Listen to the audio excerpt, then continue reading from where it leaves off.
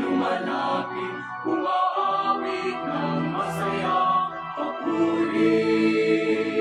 Buksan ang kandila ng buhay, ang liwanag sa paghihintay.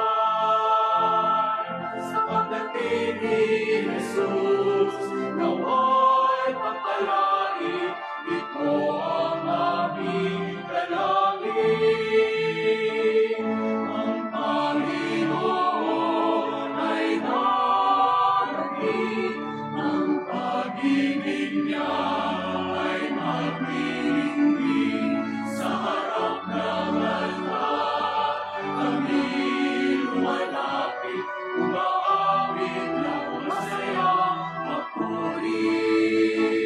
Ang Panginoon ay darating, ang pag-ibig niya ay magdiringgin.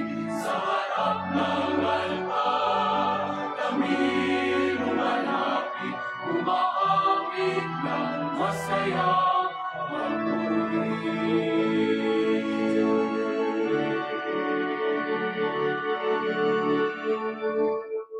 Sa ngalan ng Ama, ng Anak, ng Espiritu Santo.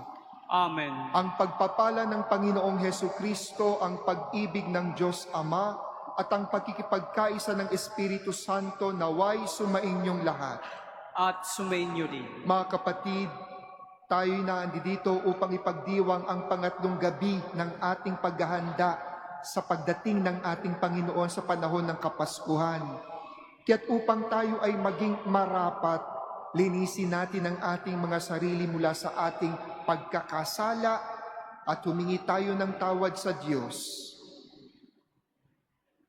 Inaamin ko sa makapangyarihang Diyos at sa inyo mga kapatid, na lubha akong nagkasala sa isip, sa salita at sa gawa at sa aking pagkukulang.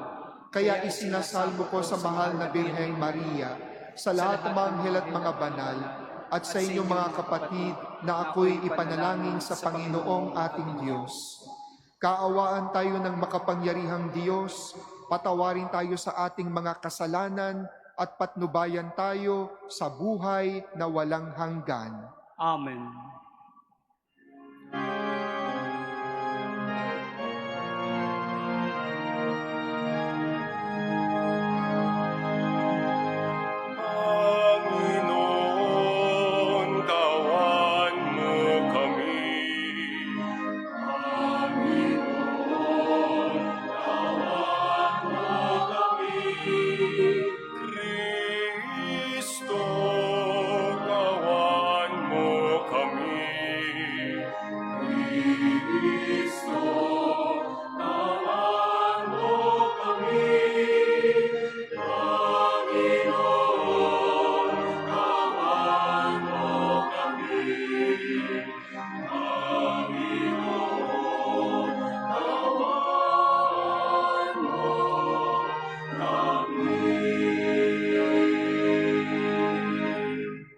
Papuri sa Diyos sa kaitaasan.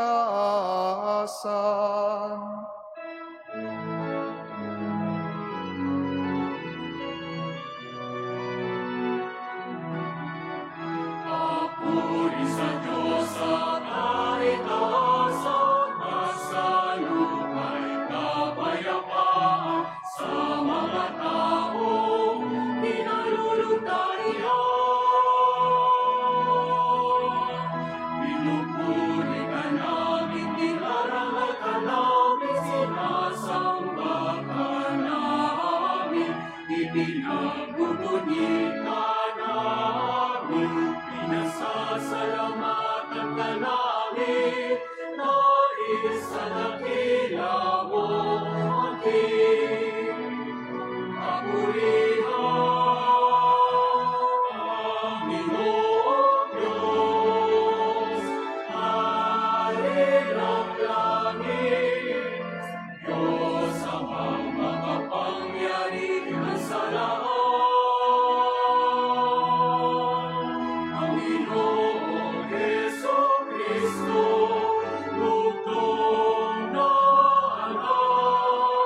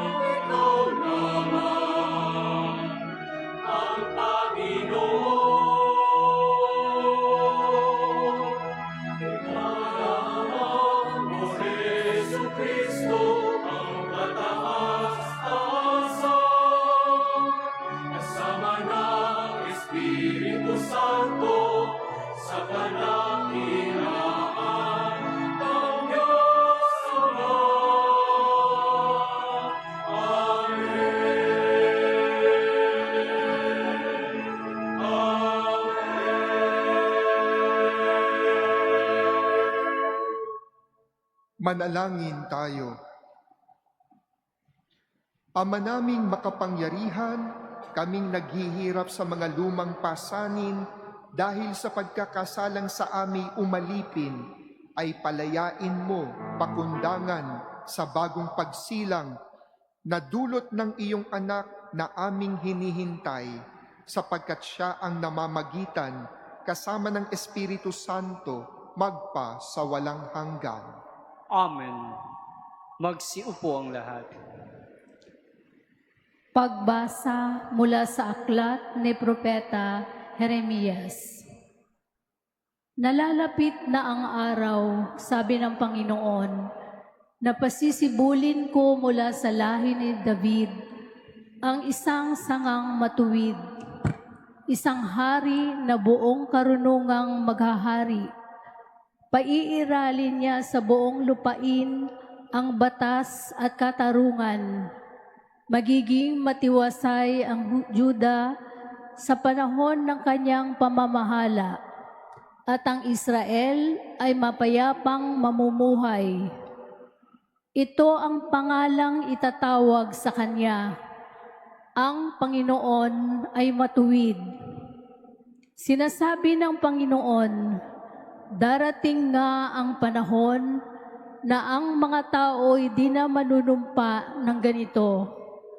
Nariya't buhay ang Panginoong nagpalaya sa Israel mula sa Ehipto. Sa halip, sasabihin nila, saksi ko ang Panginoon na nagpalaya sa mga Israelita mula sa lupain sa Hilaga, at sa lahat ng lupaing pinagtapunan ko sa kanila. Babalik sila sa sariling lupa at dooy muling mamumuhay. Ang salita ng Diyos. Salamat sa Diyos. Mabubuhay siyang marangal at sasagana kailanman. Mabubuhay siyang marangal at sasagana kailanman. Turuan mo yaong haring humatol na katwiran. Sa taglay mong katarungan, O Diyos, siya'y bahagi niyan, upang siya'y maging tapat, mamahala sa iyong bayan, at pati sa mahihirap, maging tapat siyang tunay. Mabubuhay siyang marangal at sasagana kailanman. Kanya namang ililigtas ang sinumang tumatawag, lalo yaong nalimot ng mga taong mahihirap. Sa ganitong mga tao, siya'y lubhang nahahabag. Sa kanila tumutulong upang sila ay maligtas. Mabubuhay siyang marangal at sasagana kailanman. Ang poong Diyos ng Israel, purihin ng taong madla. Ang kahangahangang bagay, tanging siya ang may gawa. Ang dakilang ngalan niya ay purihin kailanman, at siya ay dakilain nitong buong sanlibutan. Amen. Amen. Mabubuhay siyang marangal at sasagana kailanman. Magsitayo ang lahat.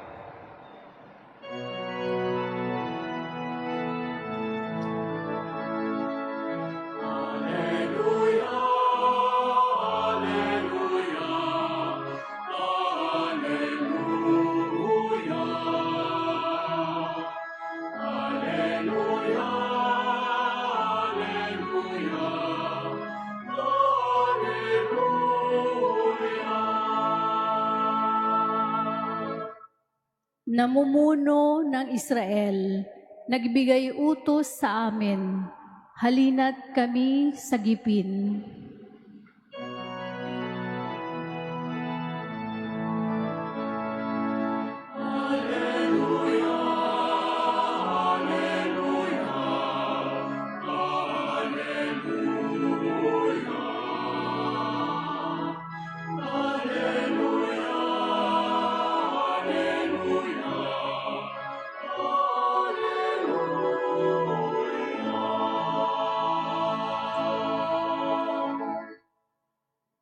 Sumainyo ang Panginoon.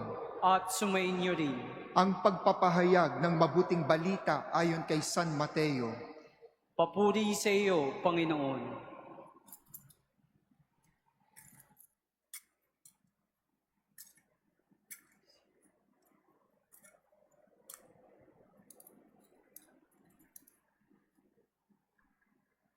Ganito ang pagkapanganak kay Hesukristo. Si Maria na kanyang ina at si Jose na nakatakda ng pakasal, ngunit bago sila nakasal, si Maria ay natagpuang nagdadalang tao. Ito'y sa pamamagitan ng Espiritu Santo. Isang taong matuwid itong si Jose na kanyang magiging asawa, ngunit ayaw niyang mapahiya si Maria, kaya ipinasya niyang hiwalayan ito ng lihim.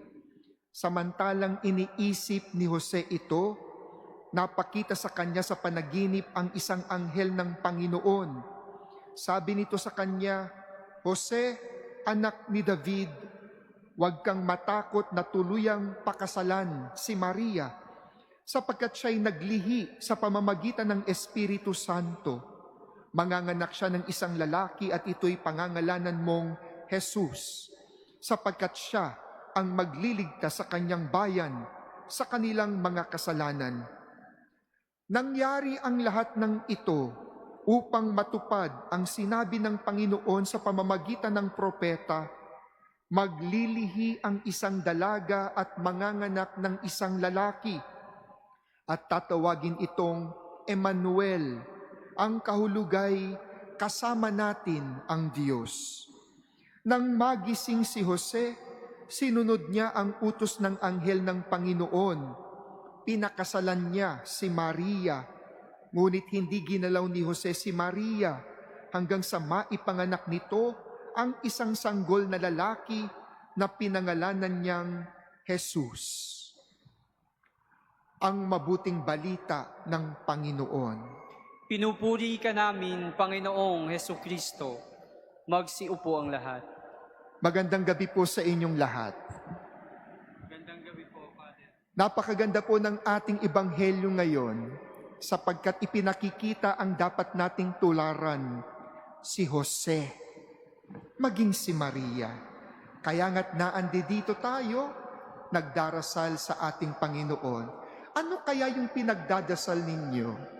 Siguro yung iba ang pinagdarasal, Lord, sana po matagpuan ko na ang Jose ng aking buhay. O kaya'y, Lord, sana makita ko na si Maria. Pasimula po, bigyan ko kayo ng konting joke. May dalawang magsing-irog. Pogi ang lalaki, maganda ang babae. Ano daw ang tawag sa pagsasamang ito?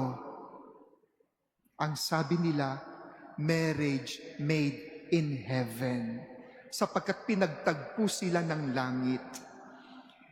Paano naman daw po kapag ang lalaki hindi kagwapuhan pero yung babae ubod ng ganda? Ang sabi, love is blind. Paano pagka pangit pareho? Ang sabi, kapwa ko, mahal ko. Ngayon pakitingnan ng inyong mga kasamang kabiyak o di kaya na may kasintahan. Saan nga ba tayo lulugar? Kapwa ko, mahal ko, pinagtagpo ng langit o love is blind? Dito ko po pinasimulan upang nang sa ganun makita natin ang pagsasama, pag-iibigan ni Maria at ni Jose at katatagpuan natin ng kabusilakan ng kanilang pag-ibig. Hindi po napakadali ng kanilang sitwasyon. Kung meron man ang pwede nating itawag dito, status complicated. Totoo. Sapagkat si Maria, buntis, naglilihi, dala ng Espiritu Santo. Sinong ordinaryong nobyo ang agad maniniwala sa ganitong balita? Siguro marahil pwede kong i-translate yan Ngayon, marahil may umuwi at sinabi niya sa kanyang nobyo, "Mahal, buntis ako." "Oh, paano ka nabuntis? Wala naman nangyayari sa atin." "Naglakad ako sa puno ng sampalok. Abay, nanuno ako. At ngayon, buntis na ako." Kababalaghan, hindi ka panipaniwala, mahirap intindihin. Abay, wala tong pinagkaiba sa daladala ni Maria. At ang rason, Espiritu Santo. Sinong maniniwala? Pero yun ang katotohanan. Daladala niya ang anak ng Diyos dahil ng Espiritu Santo. Nabalitaan ni Jose na buntis si Maria. Kaya't anong sinabi sa Ebanghelyo? Palihim niyang ididiborsyo ito.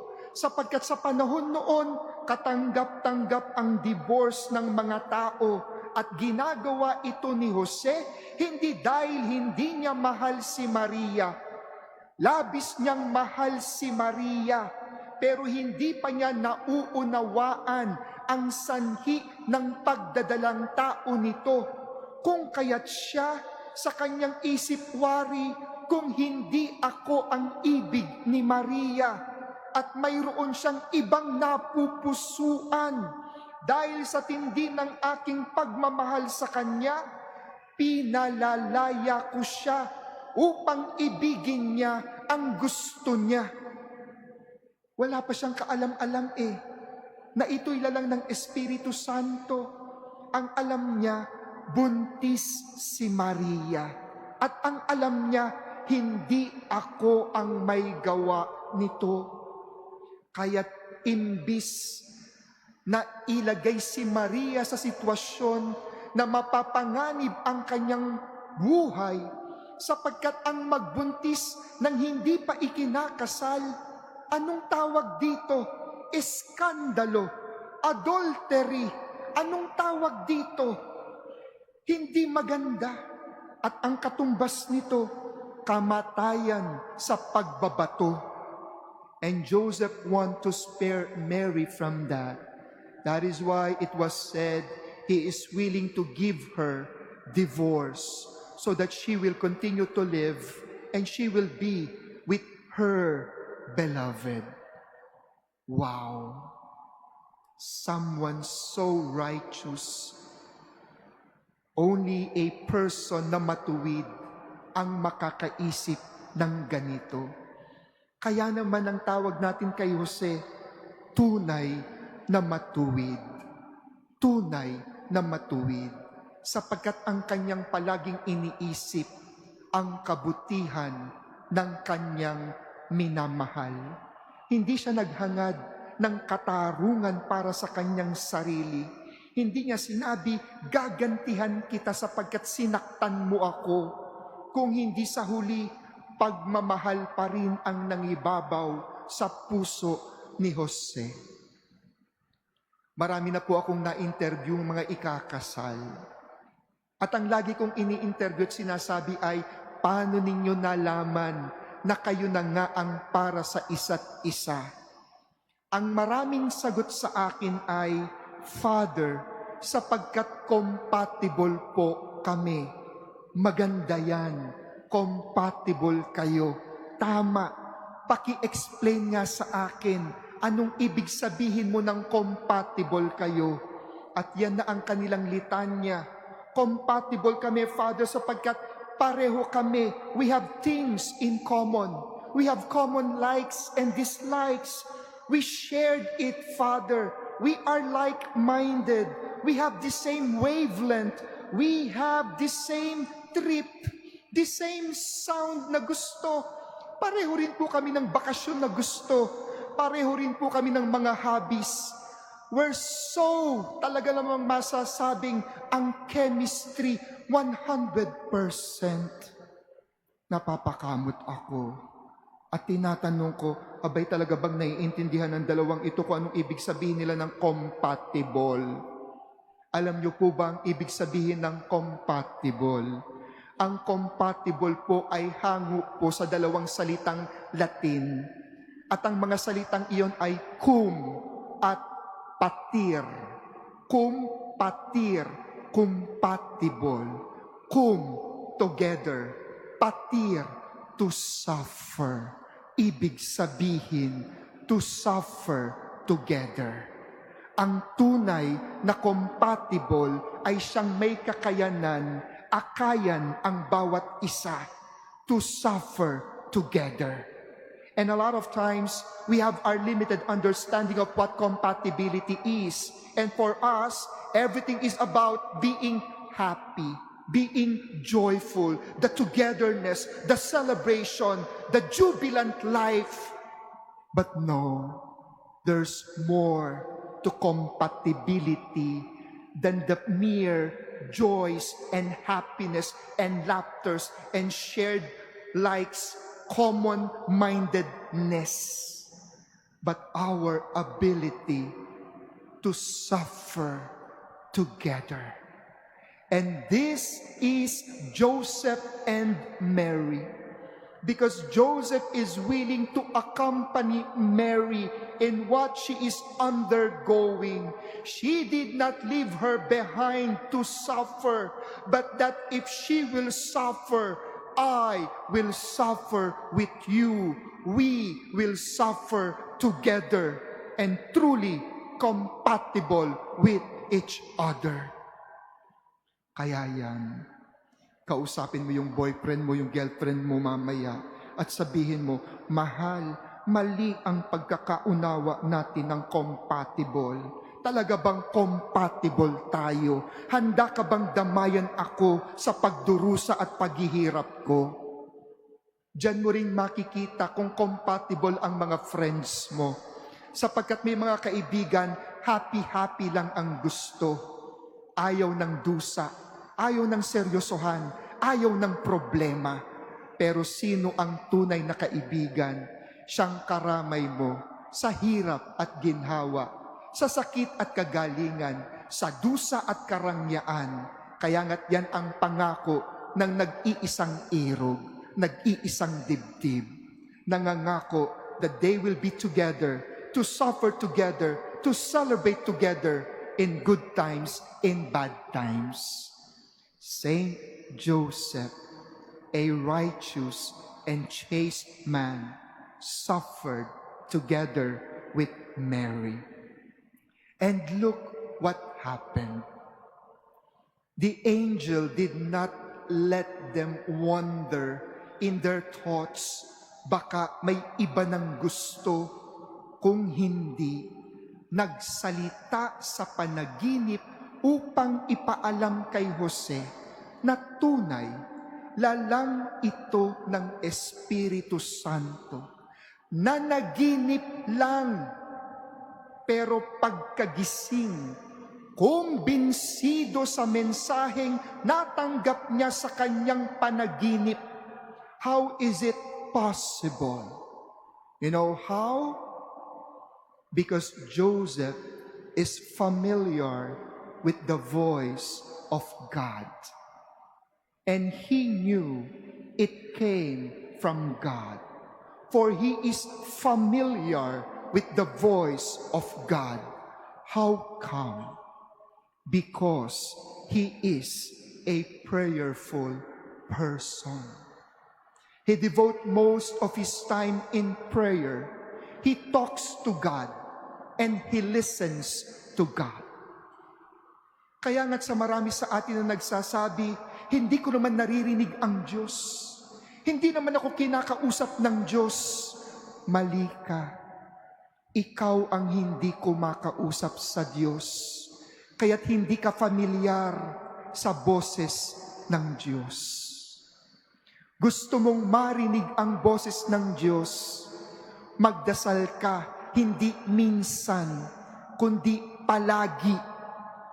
Magiging familiar ka sa boses ng Diyos, kaya't kapag ka nagsalita siya, alam mo na kaagad, it is the Lord.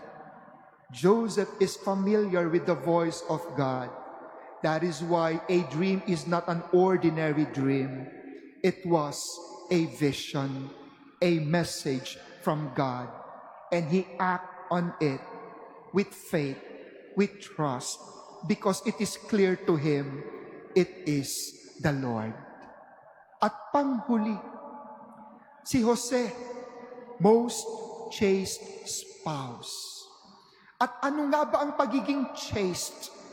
Ang pagiging chaste ay hindi magiging makasarili, not self-seeking. Because the essence of love is to give the best to the beloved. You love because you want to give the best to your beloved. Mali ito yung babaeng gugustuhin ko. Bakit? Maayos maganda, malinis. Yan ang gusto ko. Para pag ginawa kong asawa ko, malinis ang bahay, malinis ang damit ko, planchado ang mga isusuot ko, magiging maayos kami. Ito yung gugustuhin ko. Bakit?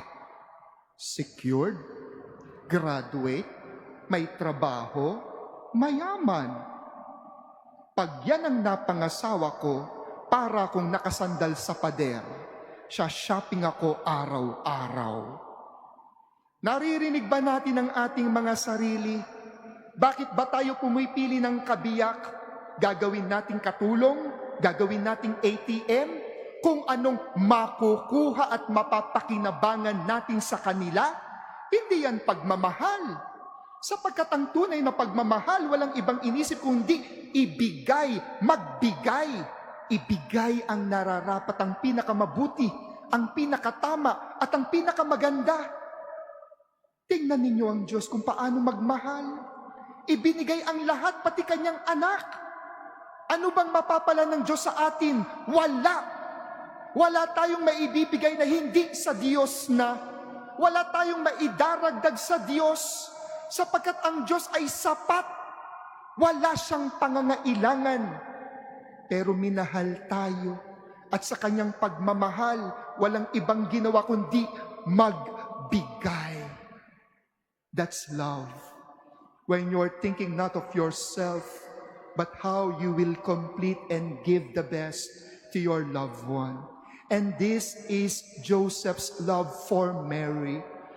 He's never self-seeking. He's never like, ang aangkinin ko lang yung tunay kong anak, bahala ka dyan sa Jesus mo. No. He received Jesus because it is of Mary and of God. He received the will of God.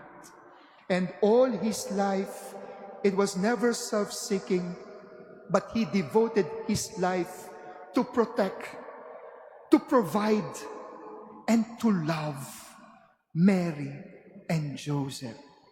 That is why even the Bible is so silent about Joseph, because it's not all about him, but all about Jesus, all about God, and all about Mary. He is not someone who's like, I have to get that credit because I took part and I played a major role. Never self-seeking. And yes, his love is so genuine because he loves selflessly. Sa mga halimbawang ito, sana nalinawan ng ating mga puso upang tayo rin na sumisiksik at hinahanap ang ating irog, maging malinis ang ating puso't isipan, na ang hinahanap natin hindi ang mapapakinabangan natin, kung hindi ang mapag-aalayan natin ng ating buhay, ng ating pag-ibig. Gaya ni Jesus, na walang ibang ginawa, kundi ang pag-alayan tayo ng kanyang pag-ibig, ng kanyang buhay. San Jose, tulungan niyo kaming maging tulad mo, hindi makasarili, matuwid, busilak ang puso. Saint Joseph, most righteous, most chaste man, pray for us. Amen.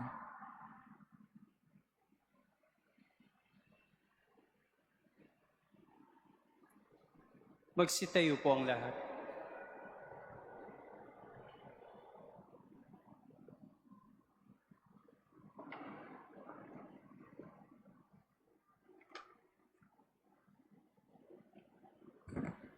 Kaisa ni San Jose, ang taong may dakilang pananampalataya, sama-sama tayong manalangin bilang pamilya ng Diyos sa tunay na Ama ng lahat. Sa bawat kahilingan ang ating itutugon, Panginoon, dinggin mo ang aming panalangin. Panginoon, dinggin mo ang aming panalangin. Tulad ni San Jose, ang Santo Papa, mga obispo, mga pari, at mga lalaking itinalaga ang sarili sa Panginoon, naway maging salamin ang pag-ibig ng Diyos sa pamamagitan ng kanilang makaamang pagpapangalaga. Manalangin tayo sa Panginoon. Panginoon, dinggin mo ang aming panalangin. Ang mga namumuno sa pamahalaan, nawa tulad ni San Jose, ay magkaroon ng matalas na pangunawa at pagpasiya sa plano ng Diyos na makikita sa mga pang-araw-araw na pangyayari sa buhay. Manalangin tayo sa Panginoon. Panginoon, dinggin mo ang aming panalangin. Ang mga ama naway magpadama ng natatanging pagmamahal at pag-alala sa kanilang pamilya sa pamamagitan ng kanilang pagsisikap at huwarang pamumuhay. Manalangin tayo sa Panginoon. Panginoon, dinggin mo ang aming panalangin. Ang mga nagdaranas ng mabibigat na pagsubok sa kanilang buhay na pansarili at pampamilya, naway magkaroon ng pag-asa at pananampalatayang tulad ng kay San Jose. Manalangin tayo sa Panginoon. Panginoon, dinggin mo ang aming panalangin. Sa pamamagitan ni San Jose, ang mga nasa bingit ng kamatayan naway makatagpo ng ginhawa sa mga huling oras ng kanilang buhay. Manalangin tayo sa Panginoon. Panginoon, dinggin mo ang aming panalangin.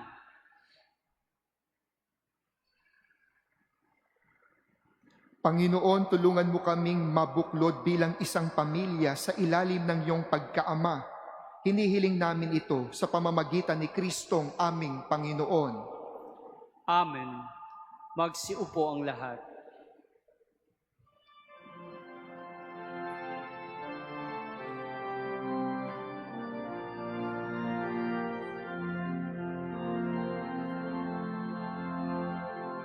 Alay namin sa iyong pagdating, kabutihan pag-asa, mga puso naman.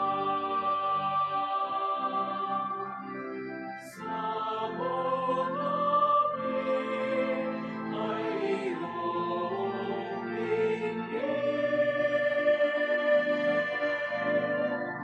harap at kapayapaan, nawaway namin.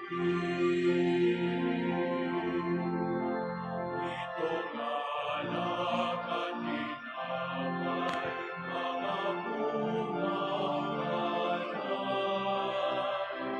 maroon ang tamis at biyaya ng langit.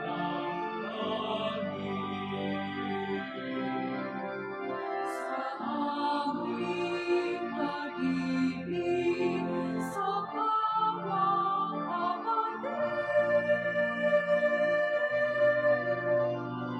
bunga ng buhay na iyong likha. Alay namin sa iyong pagdating, kabutihan pag-asa, mga pusong tapat. Sa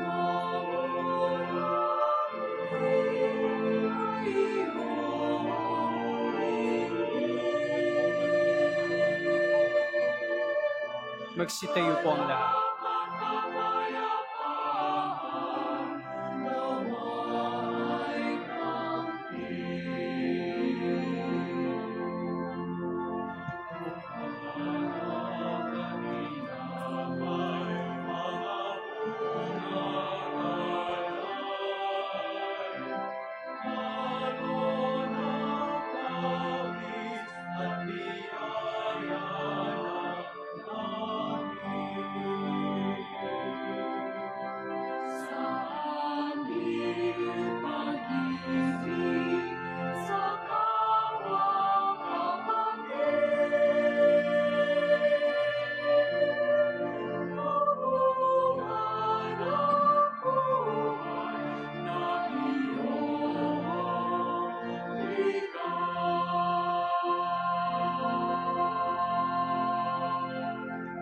Manalangin kayo mga kapatid upang ang ating paghahain ay kalugdan ng Diyos amang makapangyarihan.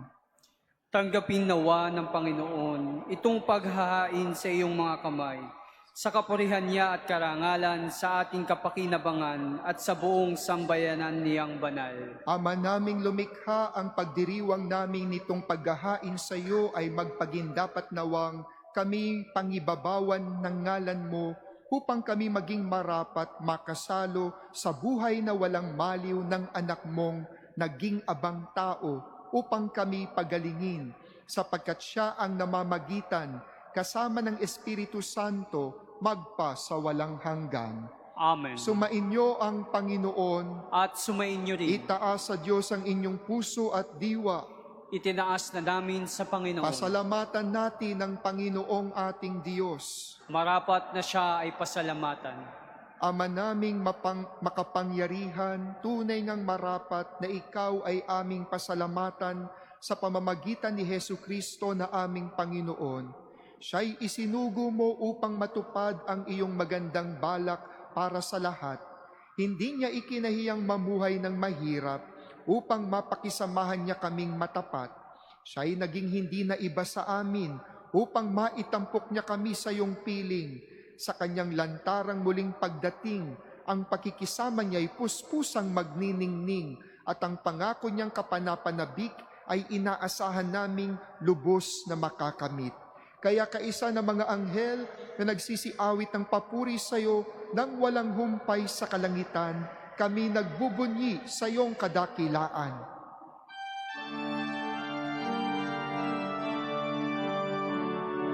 Santo, Santo, Santo, Panginoong Diyos ng mga hukbo. Napupuno ang langit at lupa ng kadakilaan mo. Hosana sa kaitaasan. Pinagpala ang naparirito sa ngalan ng Panginoon. Hosana sa kaitaasan.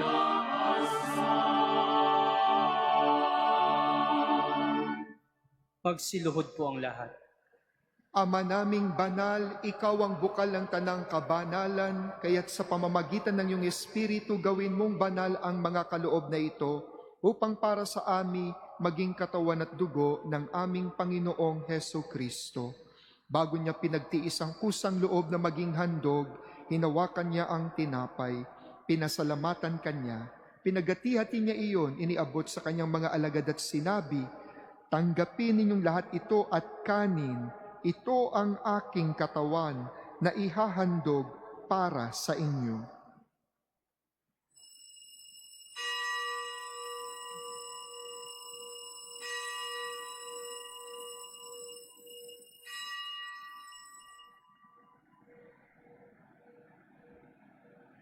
Gayun din naman nung matapos ang hapunan, hinawakan niya ang kalis, muli kanyang pinasalamatan, iniabot niya ang kalis sa kanyang mga alagad at sinabi, "Tanggapin ninyong lahat ito at inumin. Ito ang kalis ng aking dugo ng bago at walang hanggang tipan. Ang aking dugo na ibubuhos para sa inyo at para sa lahat sa ikapagpapatawad ng mga kasalanan. Gawin ninyo ito sa pag-alaala sa akin."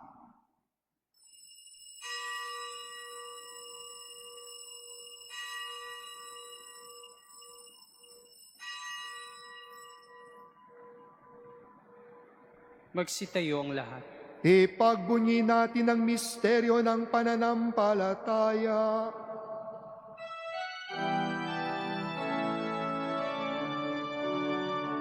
Si Kristo ay namatay, si Kristo ay nabuhay, si Kristo ay babalik sa wakas ng panahon.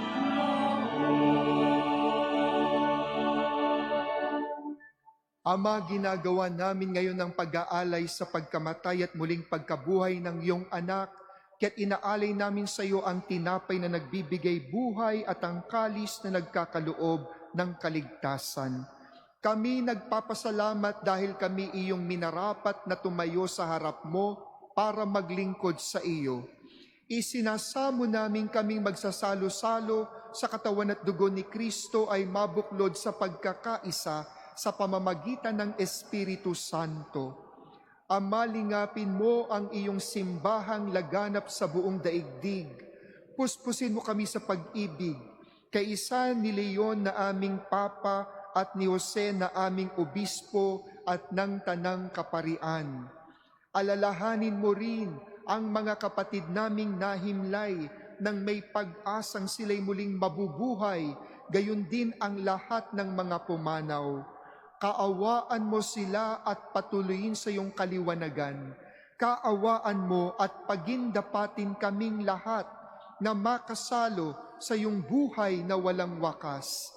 Kaisa ng mahal na Birheng Maria na Ina ng Diyos, kaisa ni San Jose na kabiyak ng kanyang puso, kaisa ng mga apostol at ng lahat ng mga banal na namuhay dito sa daigdig ng kalugod-lugod sa iyo, maipagdiwang nawa namin ang pagpupuri sa ikararangal mo sa pamamagitan ng iyong anak na aming Panginoong Hesukristo. Sa pamamagitan ni Kristo, kasama niya at sa Kanya, ang lahat ng parangal at papuri ay sa iyo, Diyos Amang makapangyarihan, kasama ng Espiritu Santo, magpasawalang hanggan.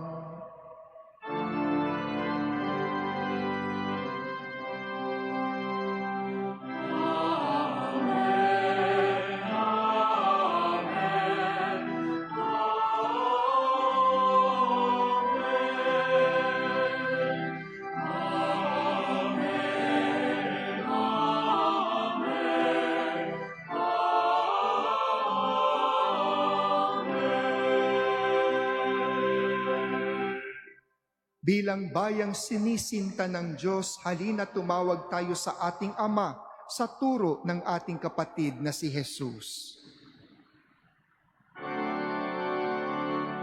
Ama namin, sumasalangit ka, sawahin ang ngalan mo, mapasa amin ang kaharian mo, sundin ang loob mo, dito sa lupa para sa langit.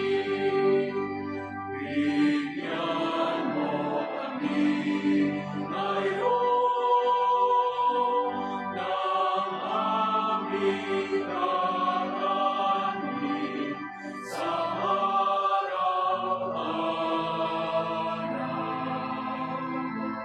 At patawarin mo kami sa aming mga sala, para na magpapatawad namin sa nakakasala sa amin. At huwag mo kami ipaintulot sa tukso, at niyaya mo kami sa lahat ng masasama. Hinihiling namin kami iadya sa lahat ng masama pagkalooban ng kapayapaan araw-araw, iligtas sa kasalanan at ilayo sa lahat ng kapahamakan, samantalang aming pinananabikan ang dakilang araw ng pagpapahayag ng tagapagligtas naming si Hesu Kristo. Sapagkat iyong kaharian at ang kapangyarihan at ang kapurihan magpakailanman.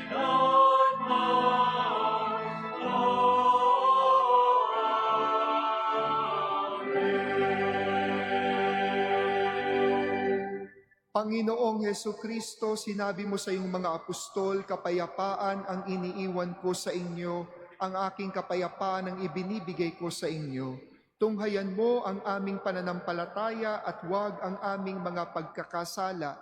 Pagkalooban mo kami ng kapayapaan at pagkakaisa ayon sa iyong kalooban, kasama ng Espiritu Santo, magpa sa walang hanggan. Amen. Ang kapayapaan ng Panginoon ay laging sumainyo. At sumainyo rin. Magbigayan kayo ng kapayapaan sa bawat isa.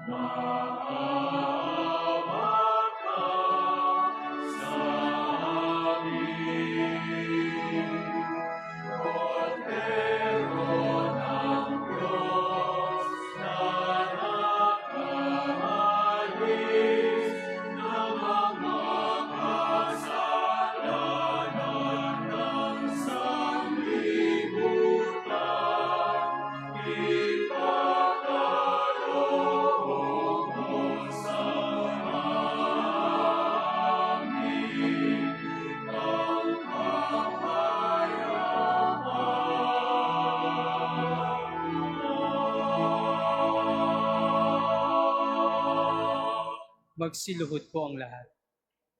Ito si Kristo, ang kordero ng Diyos, ang nag-aalis ng mga kasalanan ng sanlibutan.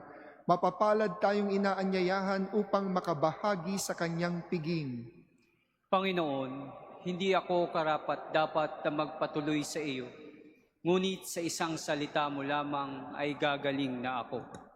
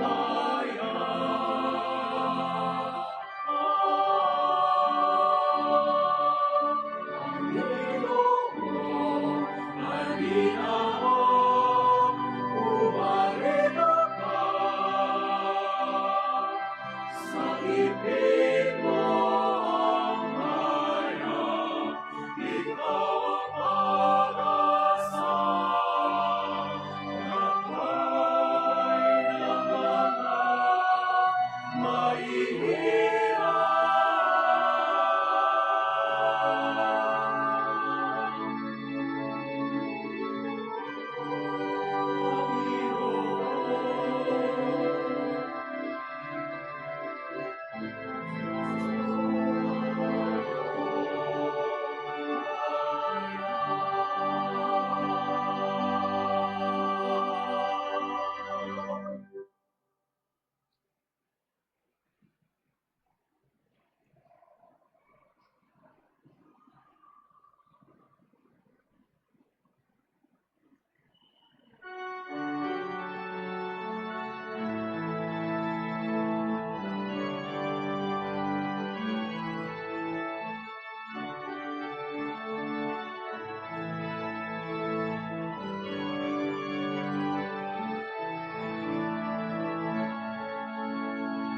Isang araw, isang anghel, pangalan ay Gabriel, sinugo ng Diyos sa isang birhen. Maria, Maria, puspos ka ng grasya, Diyos ay sumasayo at pinagpala ka. Ika'y maglilihim ang anak ng isang lalaki na tatawagin mo Jesus. Anak ng kataas-taasang Diyos, maghahari siya magpakailanman ang kaniyang kaharian. Paano ito magaganap kayong ako'y dalaga? Tanong ni Maria at tinugon siya.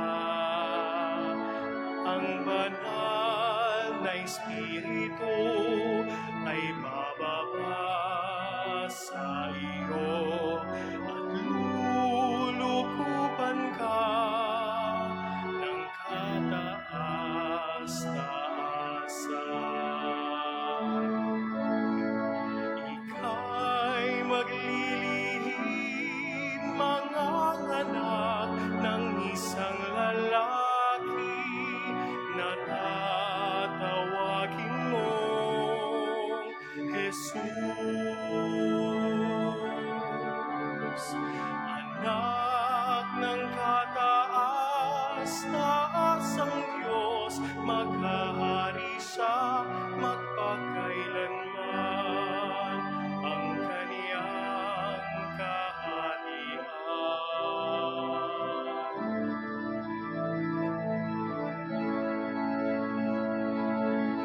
Narito ang lingkod ng Panginoong Diyos. Mangyari ang wika ko at ang kaniyang loob.